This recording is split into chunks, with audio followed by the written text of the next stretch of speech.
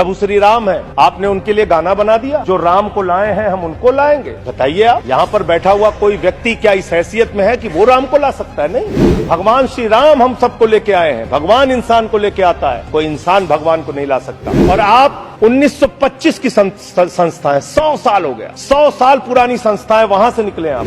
100 साल हो गया लेकिन दिमाग अभी भी बच्चों का, अभी बच्चों की तरह खेल रहे हैं। तुम्हारी पोल पट्टी खोलने लग जाए तो क्या हो, अगर मंदिर की मूरत बोलने लग जाए तो क्या हो। बताओ, ब्रह्म बेला में जहां तुम पाप धोते हो वही सरयू का पानी खौलने लग जाए तो क्या हो। अयोध्या हारे आप, जहां जहां से प्रभु श्री राम गुजरे थे वो सारी सीटें आप लोग हार गए। चंदा दो धंधा लो स्कीम मत चलाइए। इलेक्टोरल बॉन्ड में आपका पर्दाफाश हो चुका है। 3,02,000 करोड़ रुपए के ठेके अलग अलग कंपनियों को दिए गए, जिनसे इलेक्टोरल बॉन्ड के नाम पे पैसा लिया गया। इसकी जांच होनी चाहिए कि एक भी भ्रष्टाचारी को नहीं छोड़ूंगा, ये मोदी की गारंटी है। सारे भ्रष्टाचारियों को बीजेपी में शामिल करूंगा, ये प्रधानमंत्री की गारंटी है। ये गारंटी है आपकी। हम आ भी भरते हैं तो हो जाते हैं बदनाम, और वो कत्ल भी करते हैं तो चर्चा नहीं होता। आप लोग सबको गालियां देने लगते हैं। लोकतंत्र में अच्छी चीज नहीं मान्य। कभी मुसलमानों को गाली दो, कभी सिखों को गाली दो, कभी ईसाइयों को गाली दो। इस चुनाव में हमने देखा भारत के प्रधानमंत्री बड़े अफसोस के साथ कहना पड़ रहा है, कभी मुगल पे बात करते हैं, कभी मटन पे बात करते हैं, कभी मदरसा पे बात करते हैं, कभी मछली पे बात करते हैं। और हद तो तब हो गई जब देश के प्रधानमंत्री मुजरा जैसे शब्द का इस्तेमाल करते हैं। शर्म आती है, दुनिया के सबसे बड़े लोकतंत्र के प्रधानमंत्री ऐसी भाषा का इस्तेमाल कर रहे हैं। भारत के प्रधानमंत्री महंगाई पे बात नहीं करते महोदया, बेरोजगारी पे बात नहीं करते महोदया, किसानी पे बात नहीं करते।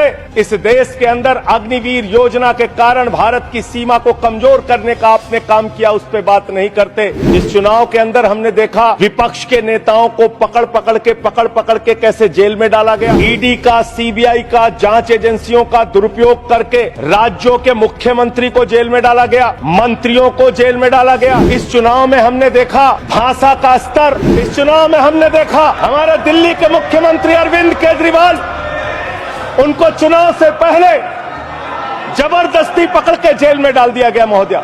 और मुद्दा क्या बनाया? तथा कथित शराब घोटाला। आज मैं आपके सामने इस सदन में बताना चाहता हूं महोदया, शराब घोटाला किसने किया, ये जानकारी पूरे देश को होनी चाहिए। ये जानकारी भारतीय जनता पार्टी के मित्रों को होना चाहिए।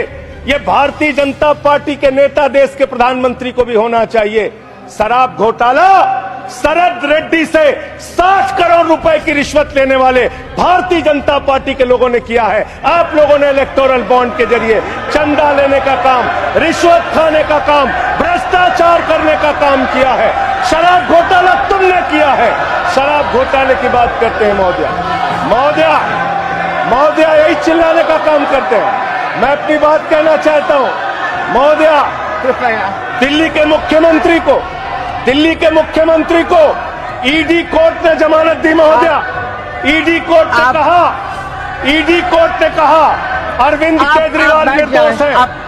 महोदया, ये रिश्वतखोर लोग हैं, ये रिश्वतखोर है, ये बेईमान है, ये भ्रष्टाचारी है महोदया, भ्रष्टाचारी है। आप बैठिए। भ्रष्टाचारियों को बोलने की हैसियत नहीं होनी चाहिए महोदया, ये भ्रष्टाचारी है, बेईमान है, इन्होंने शराब घोटाला किया है, 60 करोड़ की रिश्वत खाई है। आप प्रयास सुनिए। रिश्वतखोर लोग हैं सर महोदया, ये बेईमान लोग हैं, ये बेईमान है, ये भ्रष्टाचारी है महोदया, ये रिश्वतखोर है, ये डाकू गब्बर सिंह है, ये डाकू गब्बर सिंह है महोदया, डाकू गब्बर सिंह। आप अभी बैठिए। अरे ठीक है, गलत सही आप नहीं तय करेंगे महोदया,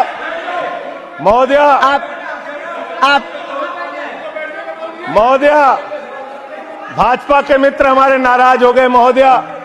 सच सुनने के बाद नाराजगी होती है महोदया।